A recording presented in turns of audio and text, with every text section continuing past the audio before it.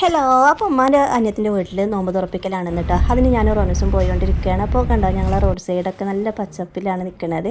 അപ്പോൾ അത് ആ റോനൂസിൻ്റെ സർട്ടിഫിക്കറ്റ് ശരിയാക്കാൻ അക്ഷയിലും കൊടുത്തിട്ട് ഞങ്ങൾ പോകാൻ കേട്ടോ. അപ്പോൾ ഉമ്മ വഴിയിൽ നിൽക്കാമെന്ന് പറഞ്ഞു. ഉമ്മാനെ കാണാതെ കുറച്ച് ദൂരം ഞങ്ങൾ പോകുന്നു. ഉമ്മാനും കയറ്റിയിട്ട് ഇതാ ഉമ്മാൻ്റെ അനിയത്തിൻ്റെ വീട്ടിലെത്തിയിട്ടുണ്ട് കേട്ടോ. അപ്പോൾ അളിയാക്കിയാണ് ഇത്. ഉമ്മാൻ്റെ അനിയത്തിൻ്റെ മോൾക്കൊരു സർപ്രൈസ് കൊടുക്കാണ്ട് ഞങ്ങൾ ചെല്ലണ കാര്യം പറഞ്ഞിട്ടുണ്ടായിരുന്നില്ല.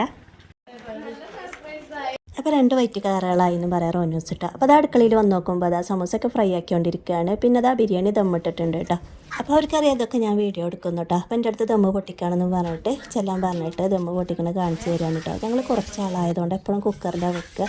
അപ്പോൾ കുറേ ആൾ കൂടുമ്പോഴല്ലേ ചെമ്പൊക്കെ എടുക്കുള്ളൂ. അപ്പോൾ അതാ പിന്നെ തൈരിയും കാച്ചിട്ടുണ്ട്. പിന്നെ കുട്ടിപ്പട്ടാളങ്ങൾ ഇതാ അവിടെ കളിക്കുക കേട്ടോ. മനനിയത്തിക്ക് 7 പേരെ കുട്ടികളാണ്. അതിൽ ഏറ്റവും ചെറുത്ത് ഐസാണ് കേട്ടോ, കുട്ടി കുറുമ്പൻ. ഇതാ ഫോണിൽ നോക്കിയിട്ട് ഫുഡ് കഴിക്കുകയാണ്. പിന്നെ ഇവിടെ ഉതിരാനൊക്കെ നോക്കണുണ്ട്. അനിയത്തിൻ്റെ മോനാണ് അത് കേട്ടോ. ഇപ്പോൾ ഗൾഫിൽ നിന്ന് വന്നതാണ്. അപ്പം ഉമ്മാൻ്റെ വീട്ടിൽ 11 മക്കളാണ്, 10 പെണ്ണൊരാണ് കേട്ടോ. അപ്പോൾ എല്ലാ അമ്മമാരും ഒരുപോലെ എന്ന് പേരക്കുട്ടികൾ പറയും. അത് പറഞ്ഞാൽ ഞങ്ങൾ ചിരിക്കണേ. നമ്മളെ മഞ്ഞ് വെച്ച് ഇവിടുത്തെ വലിയ പേരക്കുട്ടിയാണ് കേട്ടോ. അപ്പോൾ അത് ആ ഫ്രൂട്ട്സും സ്നാക്സും ജ്യൂസും എല്ലാം റെഡിയാക്കി വെച്ചിട്ടുണ്ട്. ഇനി ബാങ്ക് കൊടുത്തു ഞങ്ങൾ നോമ്പ് മുറിക്കാട്ടോ.